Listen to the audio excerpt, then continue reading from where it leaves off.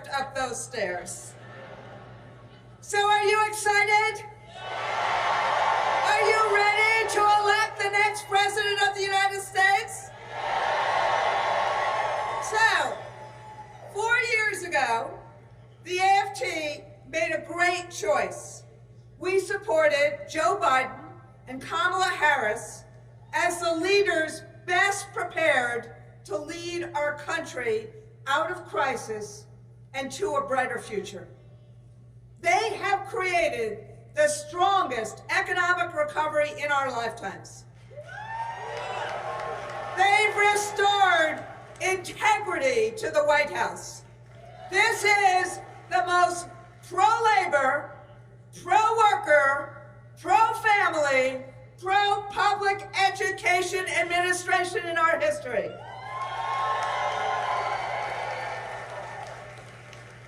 Now, we have an opportunity to make history again. Kamala Harris has led the fight for our freedoms, to make our own decisions about our own bodies, to live safe from gun violence, and the freedom to join a union. Kamala Harris fights for a future where every person has the opportunity not just to get by, but to get ahead. So, the Vice President is right behind us.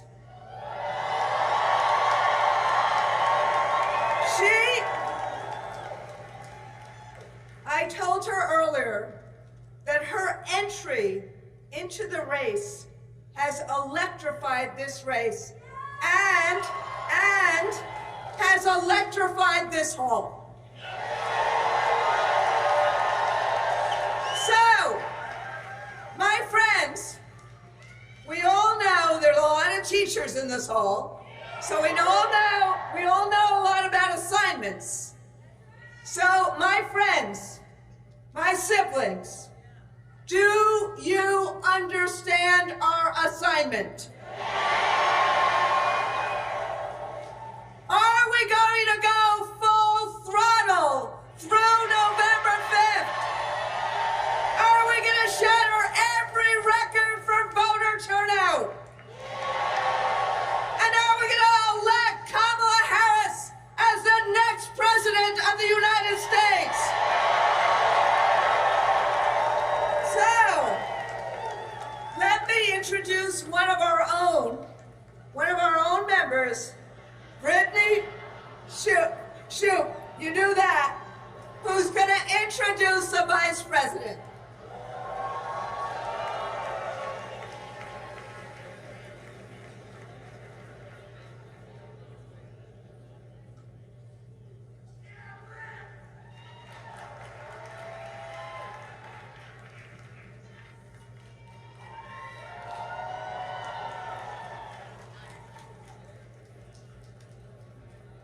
Hello, AFT family.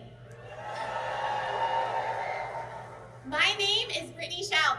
I'm a proud member of the Pittsburgh Federation of Teachers, Local 400. Now, I've only had 3 pinch me, I don't believe this is real moments in my life. One, when I was hired as a special education teacher in the Pittsburgh Public Schools, which has been my dream since I was a 3rd grader in the Pittsburgh Public Schools. 2, when my sweet, loving husband proposed on Christmas morning. And 3, these last 36 hours, when I found out I was going to introduce Vice President Harris. As a special education teacher, I had heard about the Public Service Loan Forgiveness Program. Unfortunately, what I had heard was that during the last administration, most people who applied for it didn't get it. The Biden-Harris administration fixed PSLF and made the process easy. So I applied and later had my student loans forgiven. This is a huge weight off my shoulders, and now I help my fellow teachers get the debt forgiveness they deserve. Vice President Harris fights for us. And as president, she will fight for a better life for all Americans. And now it is my honor to introduce the first woman to be elected Vice President of the United States, Kamala Harris.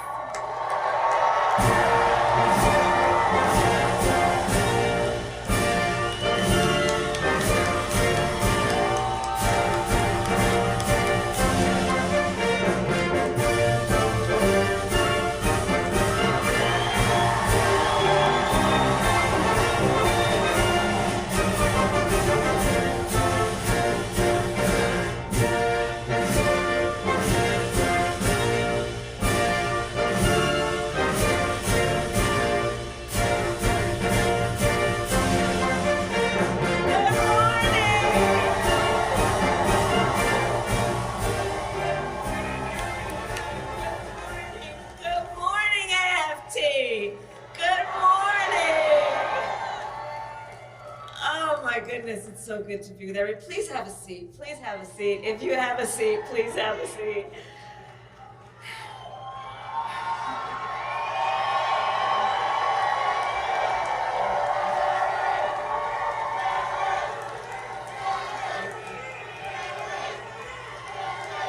It is good to be in the House of Labor.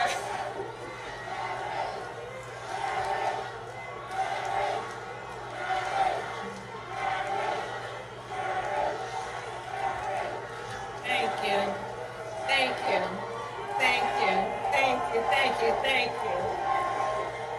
My goodness. Thank you, everybody. Thank you.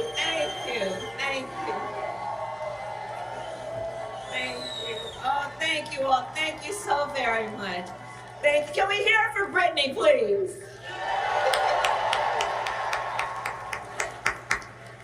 Oh, thank you all. It's so wonderful to be back with everyone here. Thank you. That means so much more than I can say. Randy, thank you for your friendship, your long-standing friendship. As we all know, Randy is a force, and she has been an incredible friend and an advisor to the President and me. And I want to thank you on behalf of the President and me and our country for all that you are.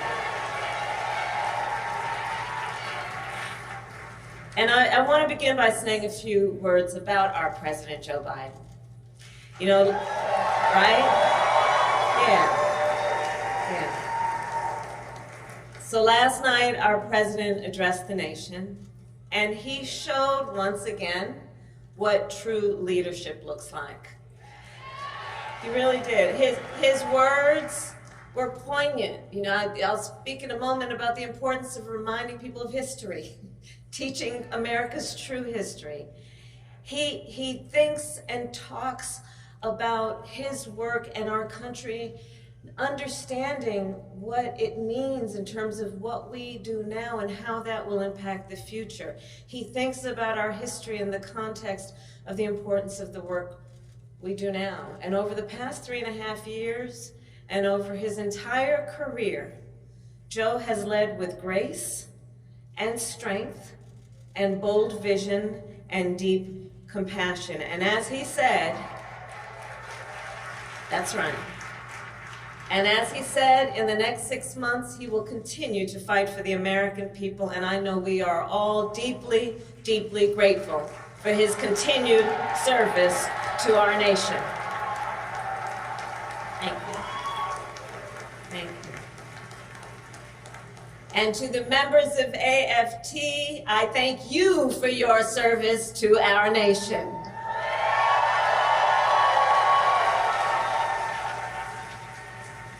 From the public service workers and higher education faculty to the school bus drivers and the custodians, to the school nurses and our teachers, you all do God's work educating our children, the whole ecosystem of who are AFT members. It is you who have taken on the most noble of work which is to concern yourself with the well-being of the children of America. And I thank you for that. I thank you for that. And I thank you also for your support over the years and for being the first union to endorse me this week.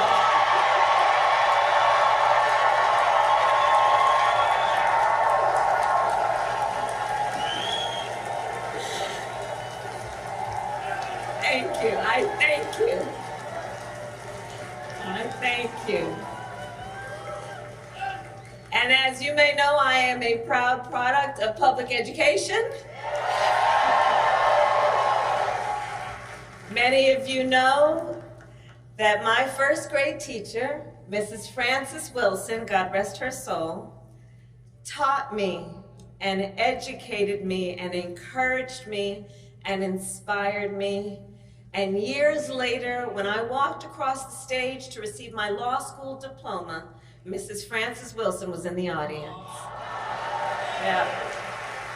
Yeah. And that's who you are. I know who you are. I know who you are. This work is personal, and it is professional, and it is so critically important.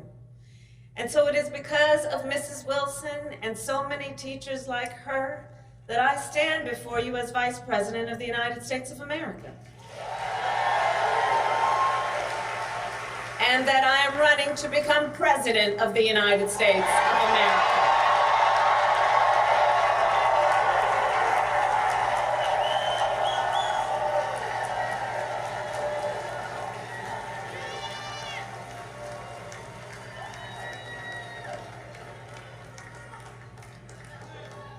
And what I know firsthand is that our teachers and all those who are here, all the members of AFT, I know that by nature, you are visionaries.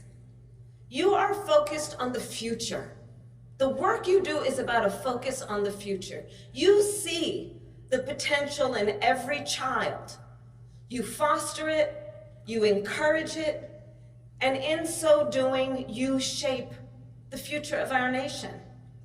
Which is why I say, we need you so desperately right now.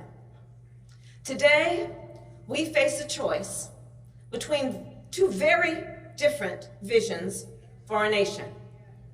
One focused on the future, and the other focused on the past. And we are fighting for the future.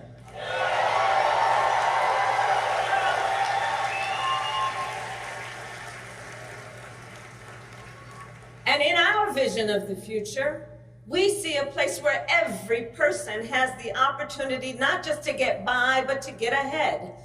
A future where no child has to grow up in poverty, where every senior can retire with dignity, and where every worker has the freedom to join a union.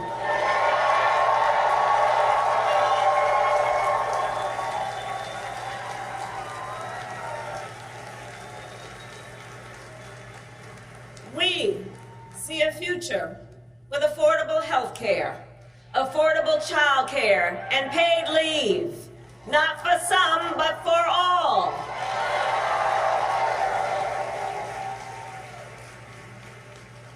We see a future where every student has the support and the resources they need to thrive, and a future where no teacher has to struggle with the burden of student loan debt.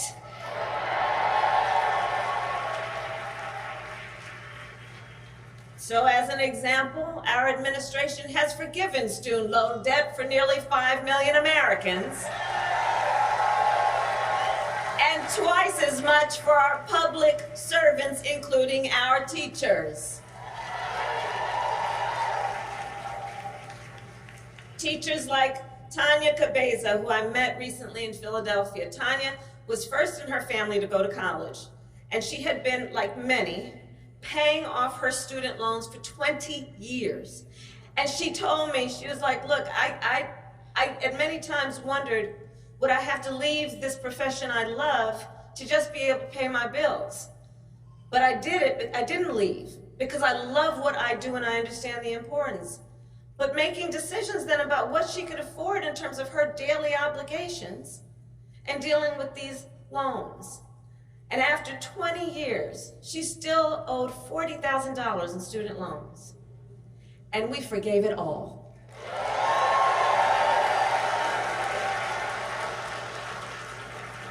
When she learned, she told me, she said when she learned that her loans had been forgiven, she said, well, me and my children knew our lives had changed and we were just dancing. So there we go. But we are clear-eyed as we work to build a brighter future and to move our nation forward. There are those who are really trying to take us backward. And you, I'm sure, have seen their agenda. Project 2025. Randy, can you believe they put that thing in writing? 900 pages in writing. So Project 2025 is a plan to return America to a dark past. Donald Trump and his extreme allies want to take our nation back to failed trickle-down economic policies, back to union busting, back to tax breaks for billionaires. Donald Trump and his allies want to cut Medicare and Social Security, to stop student loan forgiveness for teachers and other public servants. And I say to AFT, they even want to eliminate the Department of Education and end Head Start, which of course would take away preschool from hundreds of thousands of our children. He intends to give tax breaks to billionaires and big corporations and make working families foot the bill. And he intends to end the Affordable Care Act. Now think about that, to take us back to a time when insurance companies had the power to deny people with pre-existing conditions. Remember what that was like? Children with asthma, women who survived breast cancer, grandparents with diabetes. You know, America has tried these failed economic policies before, but we are not going back. We are not going back.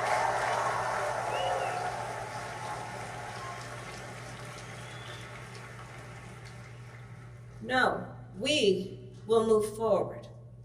And one of the best ways to keep our nation moving forward is to give workers a voice, to protect the freedom to organize, to defend the freedom to collectively bargain, to end union busting.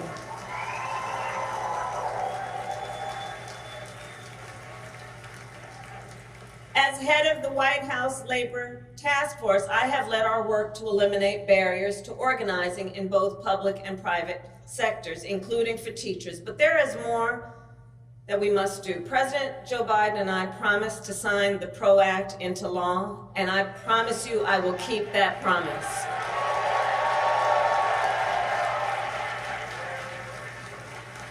Because when workers join together and demand what is fair, everyone is better off. Understand, and I say this everywhere I go, understand, you may not be a union member, but you should thank unions, and I'm looking to the cameras in the back of the room. Not them, but the people who might be watching. You may not be a union member, but thank unions for the 5-day work week. For the 8-hour workday. Thank unions for sick leave and paid family leave and vacation time.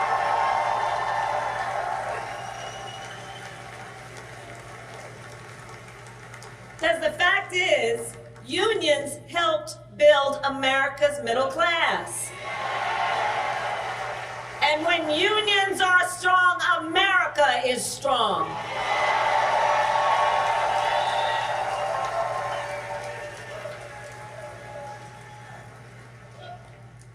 So AFT, Ours is a fight for the future, and ours is a fight for freedom. In this moment across our nation, we witness a full-on attack on hard-won, hard-fought freedoms.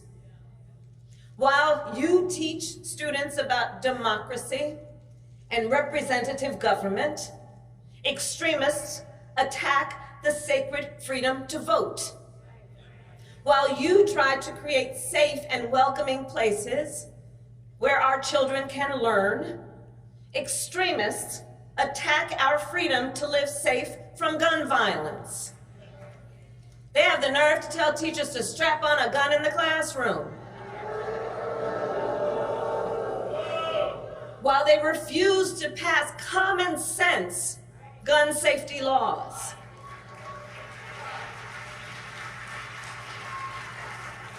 And while you teach students about our nation's past, these extremists attack the freedom to learn and acknowledge our nation's true and full history, including book bans.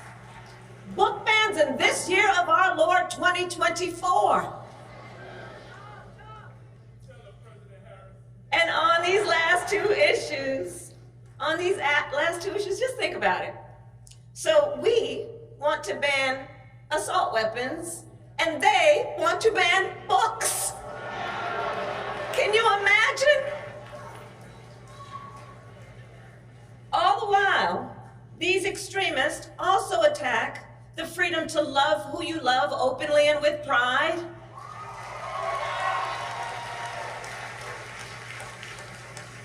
They pass so-called don't say gay laws. Now I have to tell you, so many of you may know, in 2004, on Valentine's Day weekend, I was one of the first elected officials in the country to perform same-sex marriages.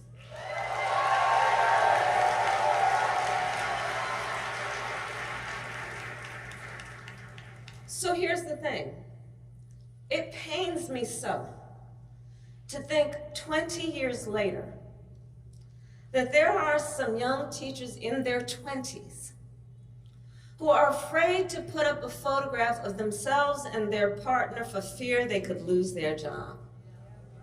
And what is their job? The most noble of work, teaching other people's children. And God knows we don't pay you enough as it is.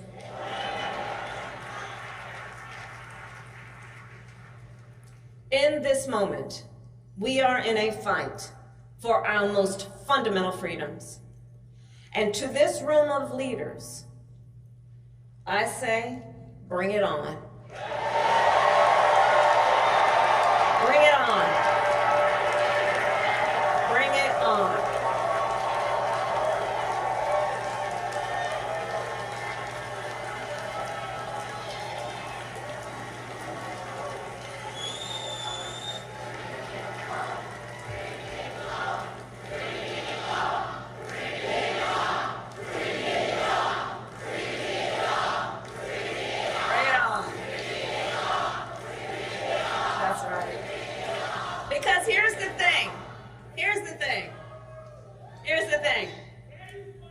We believe in our country. We believe in its promise of freedom. And the American people believe in the promise of freedom. So we are in the fight. We who believe in the freedom to vote will pass the John Lewis Voting Rights Advancement Act and the Freedom to Vote Act. We who believe in the freedom to live safe from gun violence will pass an assault weapons ban. We who believe that every American should be free from bigotry and hate will fight to protect our teachers and our students from discrimination and make sure every student can learn America's history. And we who believe in reproductive freedom will restore the freedom of a woman to make decisions about her own body and not have her government